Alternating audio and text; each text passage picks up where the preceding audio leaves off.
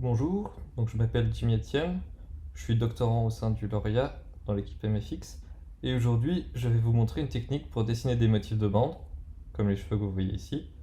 Cette technique permet de générer tout un tas d'effets, comme des fibres textiles qui s'écartent quand un objet appuie dessus. Et la particularité et l'intérêt de ma méthode, c'est qu'elle permet de connaître dans quelle bande se situe chacun des pixels sans avoir à regarder son voisinage. Cette méthode permet alors de générer rapidement des courbes avec des espacements constants, comme le font les streamlines. Et les streamlines, ce sont des courbes qui suivent une certaine orientation, avec si possible un espacement constant entre elles. On les retrouve aussi sur des surfaces 3D ou encore dans des volumes. Malheureusement, la plupart des algorithmes qui en génèrent sont itératifs ou lents. La méthode que je vais vous présenter aujourd'hui permet de générer et visualiser en temps réel des streamlines.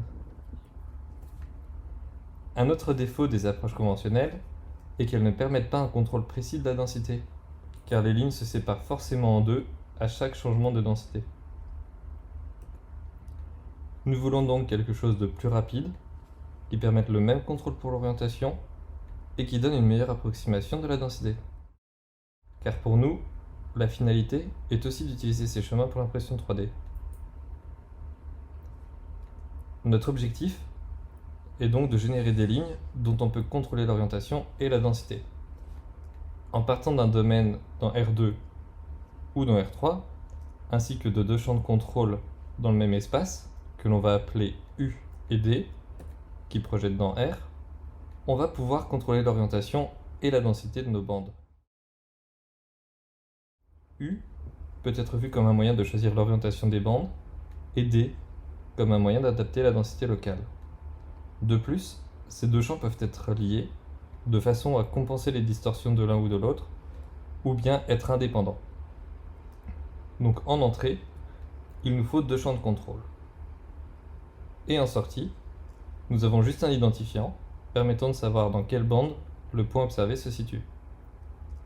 Alors que les autres méthodes génèrent des courbes, l'originalité de notre approche nous permet d'avoir un identifiant unique par bande, ce qui permet de suivre son évolution, de faire des opérations que sur certaines bandes, et bien d'autres choses. Elle est même suffisamment légère en mémoire et en calcul qu'on peut l'intégrer dans un pixel shader. Ces spécificités nous permettent de manipuler directement les bandes et leurs frontières pour créer différents motifs, comme les cheveux que vous avez vus précédemment, ou les bandes colorées que vous voyez. On peut aussi générer des bandes d'épaisseur constante, ou encore extraire les contours de ces bandes, et même générer des streamlines en prenant le centre des cellules. Maintenant, voyons comment nous allons faire ça. Commençons par générer des lignes qui suivent notre champ d'orientation U. Supposons que U soit défini ici par un gradient linéaire qui va de 0 à 1 et que l'on veut obtenir 10 bandes verticales. Il est trivial de créer des bandes parallèles dans U, et il suffit de prendre les isovaleurs du champ. Cependant, on souhaite également savoir identifier la bande, et pour faire cela, il nous suffit de prendre la partie entière de U sur S, avec S l'espacement, donc ici 0,1. Et nous avons nos indices. Et si on veut faire varier l'espacement, on va utiliser le champ de densité D. Ce qui veut dire que plus on voudrait une densité élevée, plus l'espace entre les lignes devra être petit. S est donc inversement proportionnel à D. Le problème, c'est que l'on veut des bandes qui suivent les isovaleurs du champ d'orientation U. Ici par exemple, elles sont loin d'être verticales. Nous allons donc discrétiser D en deux niveaux par exemple, et j'appellerai ce champ QD pour notre champ D discrétisé. Et là, nous avons nos bandes parallèles, mais avec une discontinuité dans les frontières. Il nous faudra trouver un moyen de relier les deux niveaux de densité entre eux. Mais voyons d'abord comment savoir dans quelle bande on est.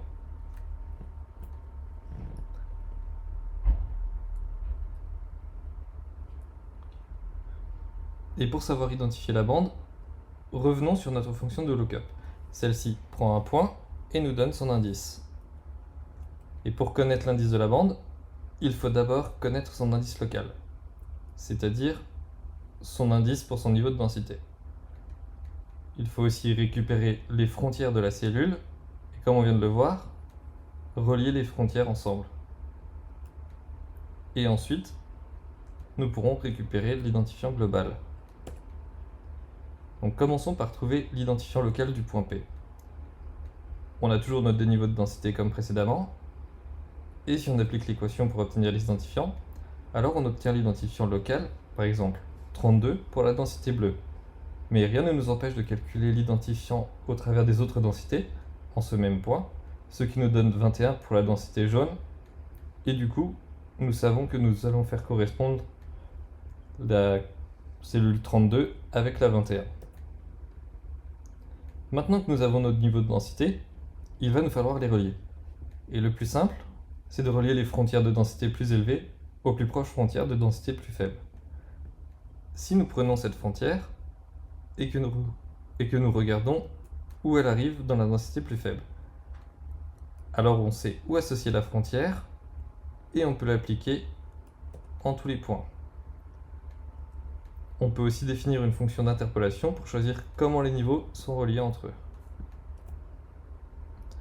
Maintenant qu'on a relié les frontières, on peut relier les bandes ensemble. Voici un exemple d'un champ U vertical et d'un champ D avec une gaussienne. Donc on peut voir que les bandes s'écartent plus au milieu que sur les côtés. Et on peut s'amuser à rajouter une texture sur tout ça. Et pourquoi pas entrelacer un champ horizontal et un champ vertical. Et on pourrait même, pourquoi pas, animer tout ça, aussi bien le champ U que le champ D en temps réel. Et pourquoi pas, comme on peut identifier les bandes, en effacer quelques-unes, ce qui laisserait entrevoir en fond le champ de densité.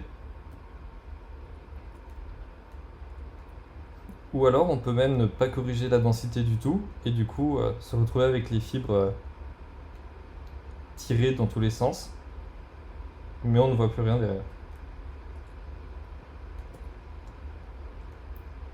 On peut faire tout cela grâce au calcul des indices. Et ces indices sont...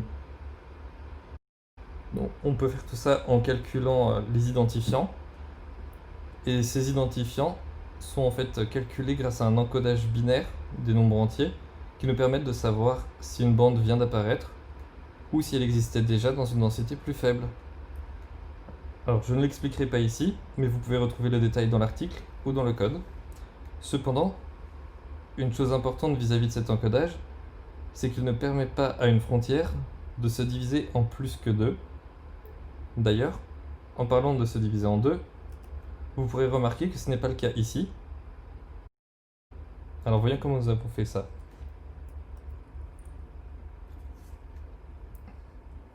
Nous appelons step le paramètre qui contrôle le nombre de subdivisions. Et avec step A2, nous obtenons les mêmes subdivisions que les techniques classiques. Mais pour être plus clair, il faudrait dire que step est égal en fait à 2 sur 1. Parce que pour 2 lignes jaunes, elles vont se brancher sur une ligne bleue.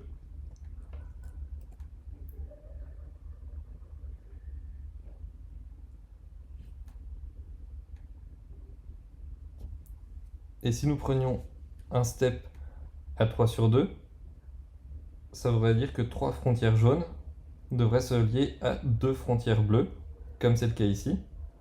Et on peut le prendre pour toutes les valeurs dont le résultat de la fraction serait compris entre 1 et 2. Et on comprend rapidement pourquoi step égale 1 est exclu, car sinon ça voudrait dire qu'il n'y aurait jamais de subdivision. Voici un exemple des champs de contrôle U et D. avec U un champ radial et D qui le corrige pour avoir toujours des bandes de même densité. Alors, en bas à gauche, où step est égal à 2, c'est les subdivisions classiques. Du coup, on voit qu'il y a assez peu de niveaux de subdivision. Ils sont marqués un peu plus précisément dans la partie basse, avec les petites oscillations de couleur. Chaque oscillation est une subdivision.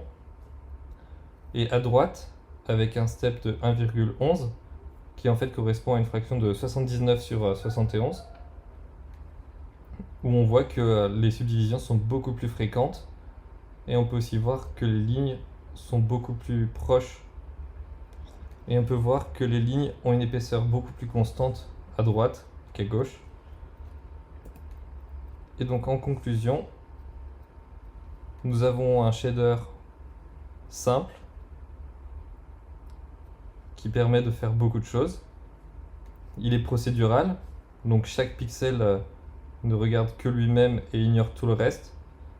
Et il est aussi polyvalent parce qu'il permet de créer différents effets, aussi bien des streamlines que des effets de texture comme pour les cheveux ou les textiles. Et vous pouvez retrouver le code en ligne avec tous les liens vers les shader toys dans le papier. Merci pour votre attention.